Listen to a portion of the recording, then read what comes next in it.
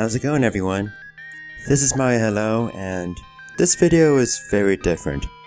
This is not a Let's Play video, nor is it an announcement. It's sort of like a vlog, except it's going to be kind of like a slideshow where I kind of talk in the background and occasionally show you video clips. So it's not like a traditional vlog. I mean, it has pictures, and you know, pictures are worth 1,000 words. Although videos are worth, well, a frame rate times the length of the video in seconds times 1,000 words. So that got me beat. But recently, I mean, obviously, as you can see from the title, this is about PAX West 2016, formerly known as PAX Prime. So it's a bit awkward to call it PAX West, but I don't know, like, I wouldn't be doing this as a separate video if I didn't like PAX West much more than my experience with my first PAX Prime last year. Like, I think my PAX Prime vlog, that was pretty much me talking in a Sonic video, and it's meant to be a Sonic video, but then it got taken down by copyright because I guess the Starlight Zone song is copyright something, so not that my vlogging has anything to do with it, but I guess I just wanted to do like a separate video for, well, PAX West. And I'm pretty much here doing it the day I got back from PAX West, being like, I'm going to talk about my thoughts that have been in my head ever since, like, this whole weekend. Because it was a great weekend. As I said before, I enjoyed PAX West. This is my second PAX, much more than my first. Part of it is probably because when I went to PAX Prime last year, I only went for 2 days, Saturday and Sunday. This time around, so I said before that I was going Friday, Sunday, Monday. That was supposed to be the plan, but I actually came across a guy who was only able to attend Saturday morning, so I was able to actually get a pass from him for Saturday afternoon. So in a sense, I was able to attend for like 3.5 days of the 4, but it was nice being able to go for the entire event, you know, being able to spread your agenda out over 4 days instead of having an agenda for 2 days. And I learned from my mistakes last year when I just waited in lines for like ever for Star Fox Zero, Grant Kirkhope signings, and Game Grumps signings. This time around I was all like, I mean, I'm going to play with the game of mess around with the crowd, try not to get in people's way, but it's also like, I barely had anything on my agenda except for like throne controllers. Other than that, I was all like, if there's a line, yeah. So overall, it's been really fun just doing whatever the hell I want. Trying out demos of games that didn't have big lines, like Ace Attorney, Spirit of Justice, or a bunch of indie games that I was pretty interested in playing, like Skytorn. Like, this game was really good. I think it's coming out next year, but it's a Metroidvania-esque game, except, well, you kind of wield a shovel blade, I think. So you may think, oh, so it's like a Shovel Knight Metroidvania, but I don't know, like, I guess my praise for it is that it just feels good to move, because you can wall jump and you can dash, and you can also air dash. So it just feels great for exploration, and everything just feels so fluid. Like, I can't wait for Skytorn to come out. Now, here's the thing about the indie games that I've played. Chances are they've gotten a lot of attention beforehand, but I just didn't pay any attention, so chances are people already knew about such games. This is my first experience seeing games like Flint Hook, which was also fun, but apparently it was something that was known of before. There were like Smash clones all over, like Brawlhalla, Rivals of Ether, which I saw on Steam Train on the Game Grumps channel, and Brawlout. Yeah, Brawlhalla and Brawlout. That doesn't really help, does it? I'm not sure which Smash clone I liked more. Not Brawlout, because it kind of seemed a bit too weird, motion-wise. Also, it crashed when I tried to play Brawlout. There's also this one crazy game called Just Shapes and Beats, and man, it's like it's like a rhythm game, but it's a bullet hell. Just see for yourself.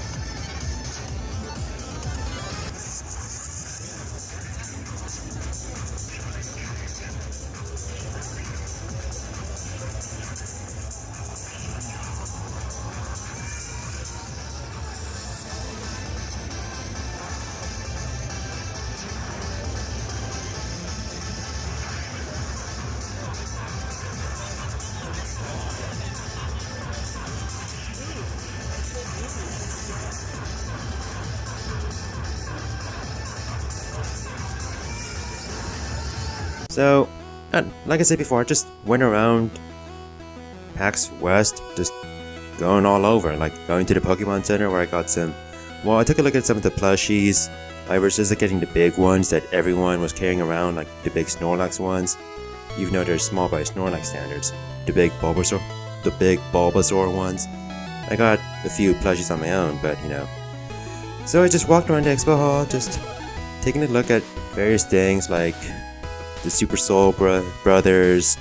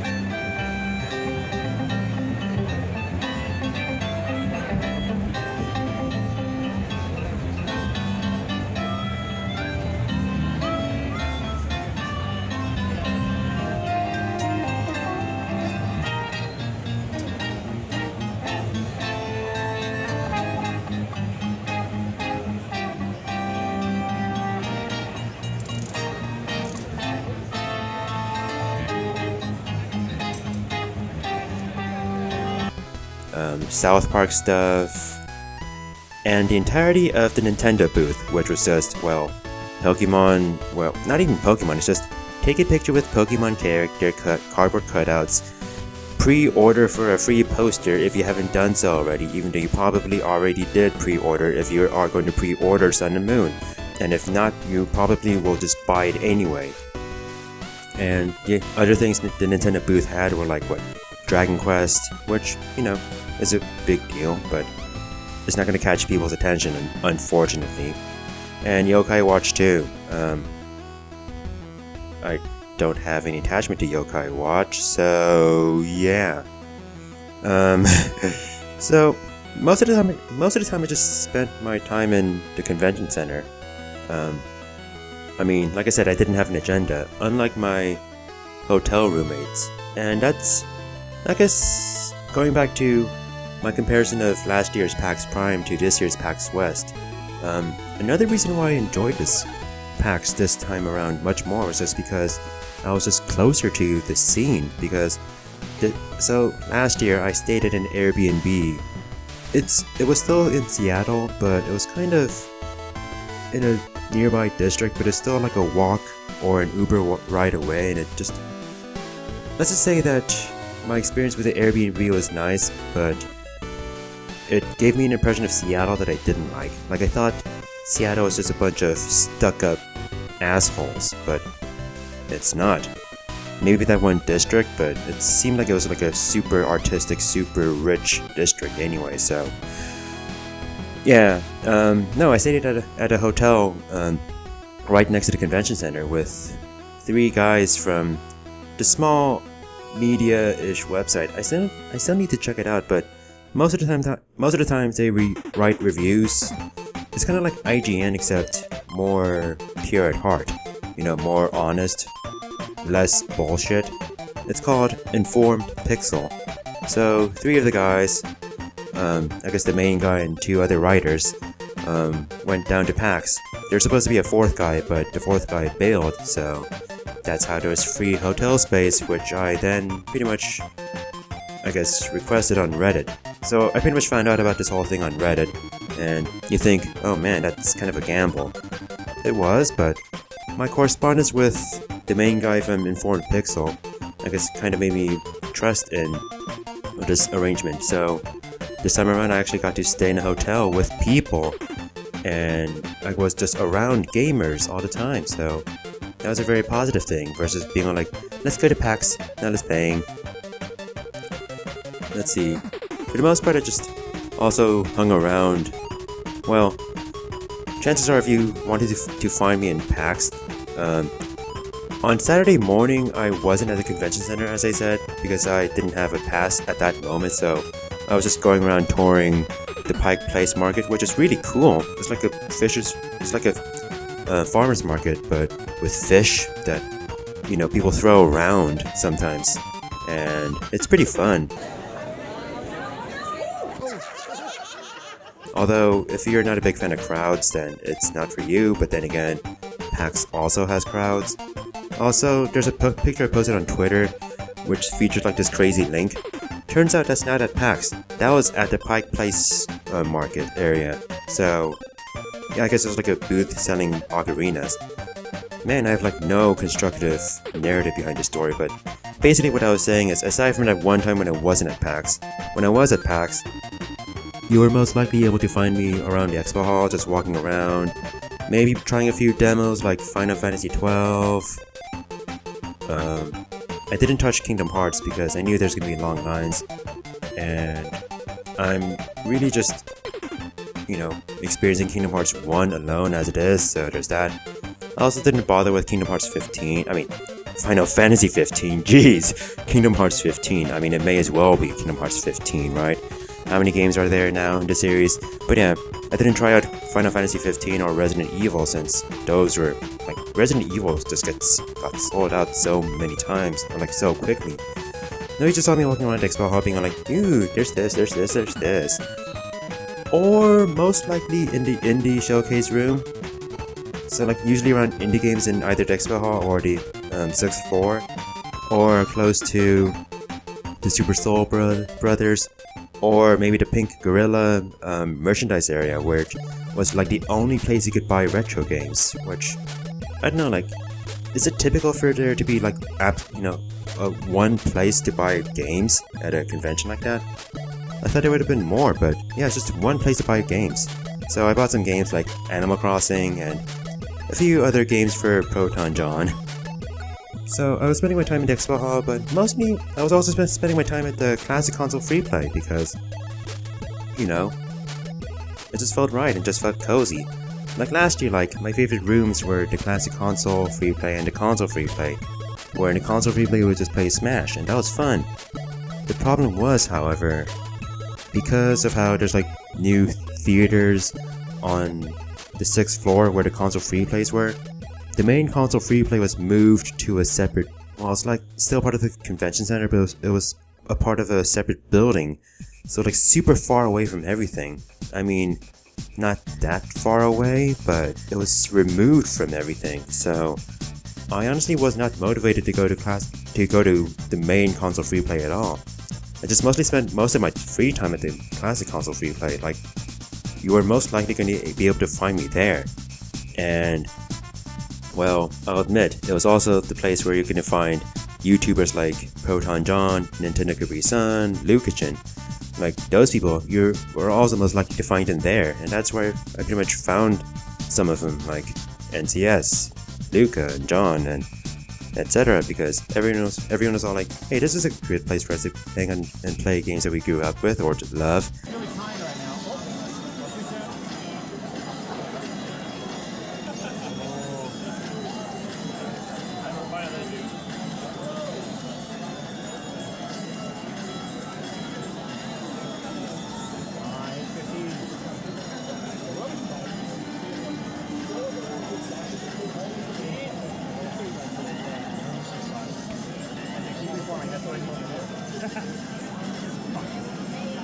So yeah, I just spent a lot of time playing games from my past, and you know, I played Mega Man 2, Star Fox 64 a few times trying to get a high score.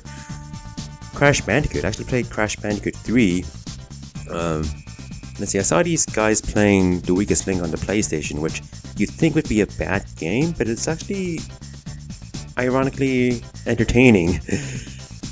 So yeah, there's like a lot of games that I've tried out, like Banjo-Kazooie. I suppose there's also like, what else did I play? Well, there were some challenge booths as well, where in the Classic Console Freeplay we have to satisfy certain challenges. But there's this one guy who was pretty much doing every single challenge and beating them, except for like one. But like, I barely did any of the challenges except for like, I tried my hand at two of them. One of them was get a high score in like one of the Pravda Rappa 2 levels. I never played Pravda Rappa, so that was brutal. The other one was beat Cutman in Mega Man 1 with a DDR pad instead of a controller. I don't think that challenge lasted long because it was just cruel and unusual, and there was a better use for the DDR pad, like the Mario DDR game, for example. But I don't know, like, it was a lot of fun just hanging around, and you know, it was just fun. And like I said, I went to like a few events. Like I went to this one panel was like name that tune, and you have to like name the game the song came from. As it turns out, most of the games they chose were like NES, SNES games, so, and a lot of them were obscure games. So it showed me that even though I love video game music, I don't know a lot about video game music. Let's see. So, what else did I do? I mean, I thought about going to concerts, but I didn't go to any concerts because, well, I just wanted to do either console free plays or just, I mean, yeah, because console free play is fun because you just get to hang around and watch people play games. But, I mean, I was lucky enough to find, I guess, the Triforce Quartet, which did perform in a concert once. They performed again on the 6th floor in the expo, I mean, not the expo, but the convention center, where, you know, we all created a crowd slash fire hazard slash silent protest. And, you know, they played some video game tunes like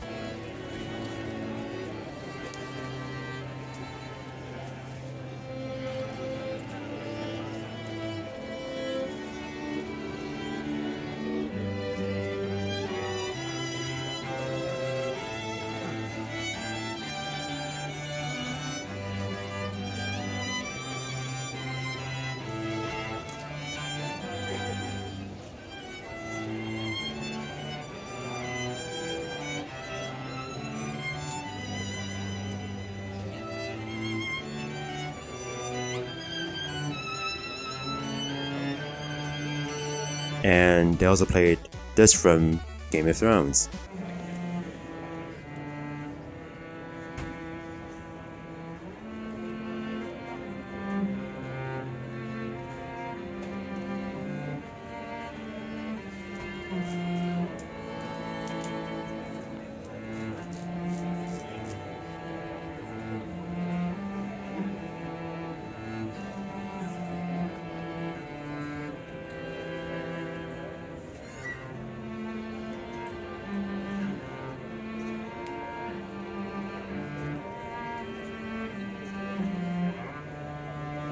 So, honestly, I have no idea what type of vlogging I'm doing. This almost has no narrative that I had imagined, but I mean, let's go into the real meat of what I liked about this PAX West. You know, there's like, it was fun being around gamers and fun trying out some demos like Sonic Mania, which I thought was okay, but really the real meat of why I liked PAX West was meeting people. Like, there are some people that I wanted to meet, and, well, I had a whole list of people I wanted to meet, like YouTubers and people I watch streaming. Like, let's say I had a list. I pretty much got to see all of them and talk to them, and I hope it's good encounters, although I'm sure I must have bugged some of them. Like, Messe and Ella and I must have ran into each other quite a few times, to the point where they're all like, "Hey, it's you again!" Although, later on she recognized who I was through Twitter, I guess. But yeah, like, I just ran into some people multiple times, but also met some new people. Well, before I get into that, there's also like some people who I wanted to see who I didn't see before, like Holly or Jimmy Wetzel, or, well, this is one person I did not expect to meet at all. Bill Amend. He's the artist of the newspaper comic Foxtrot.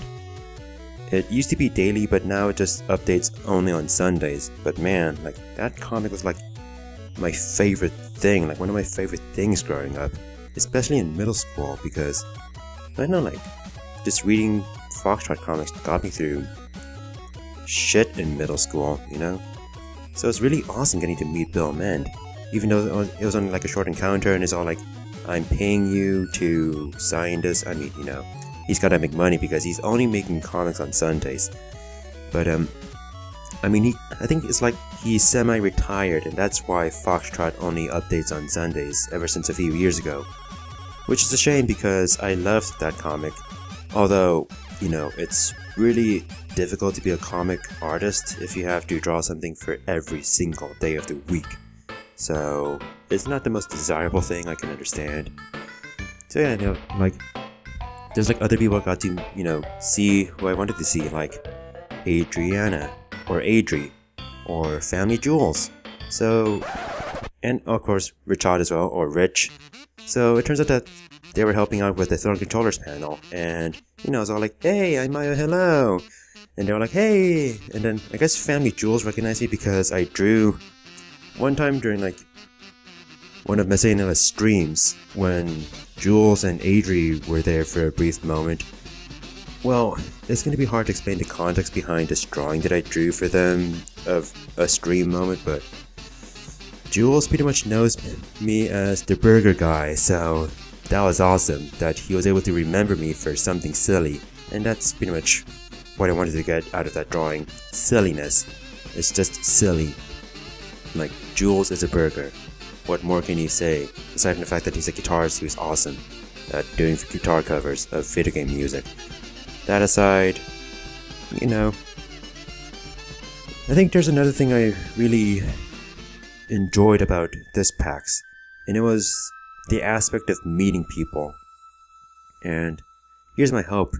I hope that the encounters this time around are long-lasting and meaningful throughout time, because I'll be honest, there's some people I met in lines last PAX Prime. Mostly in lines though, like the Game Grump signing. I talked with a few people, but I don't think we exchanged names, or I don't think they just seem to talk amongst themselves as well. And there's like the signing for Grant Kirkhope and other video game composers. And we exchanged Twitters, but we seem to be, or it's more like I seem to be very different from everyone else in that group. And I don't know if I know like one of the guys who, among this little group, attended PAX West again, but I didn't see him. I'm not sure about the others, because I know like one person is preparing for a wedding and the others, I don't know, they may have school or something like that. But yeah, like, I feel like whatever relationships I could have built from last PAX Prime didn't really, I don't know.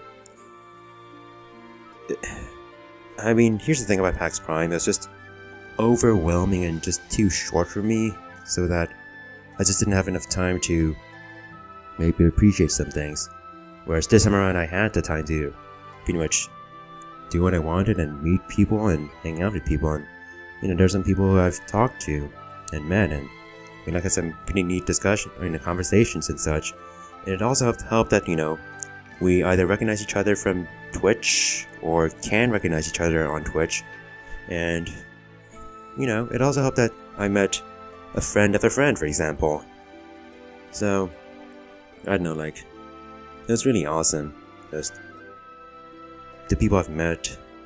I mean, I guess I'll try not to go into specifics, being all like, I don't want to be all like, I'm gonna shine a spotlight on this particular person, and everyone's all like, oh man, why not me? But then again, who is watching this video at this point? I really don't know, because this video has like no point anymore. But, I mean, my hope is that, the people, any sort of new friendships or relationships that have been made at PAX West, I really hope that they last, because I feel like this was a very special PAX. Overall, I think this PAX was much better than the previous PAX, and for me personally, it was also a better event, a better weekend, a better time to be away from the bullshit of real life, of the stress of doing Let's Plays all the time, or the stress of work, or the stress of the world and its news and the ever-lasting supply of bullshit out there. It was just nice to be, able to escape again. And for me, like, I was escaping for like the whole week because, before I went to PAX, I went on a vacation to Portland. So, and that was a nice vacation. I liked Portland. It's a very nice place to go, It's a very nice city. It's hipstery, but, I liked it. I liked visiting it. Although, the fact that I was traveling solo kind of helped me get more hyped for meeting people at PAX because, here's the thing about myself. I get lonely very easily because I've just known loneliness for quite a while. Like, only child, hard to make friends because I kept on moving, just very introverted. So, just getting to meet people, having the opportunity to meet people and build bonds, like, just like the hotel situation I talked about, like, the guys who I stayed with, the guys from Informed Pixel, they were all really cool and, super friendly, super funny to be with.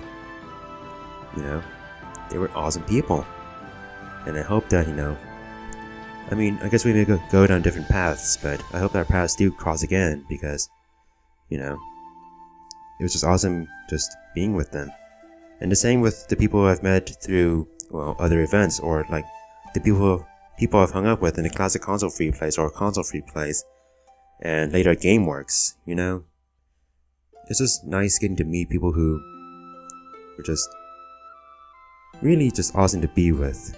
And honestly, like, I hope to see a lot of the people I've met at this PAX at a future convention. Like, I really hope to see them again. And maybe that might be the case for some of the people I've met, because I am planning on attending MagFest in 2017. It's almost directly after New Year's, so that may be a bit frustrating, but it also means that there's probably not going to be a big conflict for me when it comes to time and work, so I believe I can make it work. And if so, I believe I can meet a lot of more awesome people at MagFest. New people, old people, and people who I've only interacted with on the internet. Because that's the thing about PAX. Like, I've just grown used to interacting with people on the internet. Like, Twitch chat is pretty much text, but then you meet the people behind them. Or like Twitter, like, even though it's like pictures and, other pictures, it's also like just text. YouTube videos, maybe just voice. Streams, just voice. Then there's the opportunity to meet people in real life.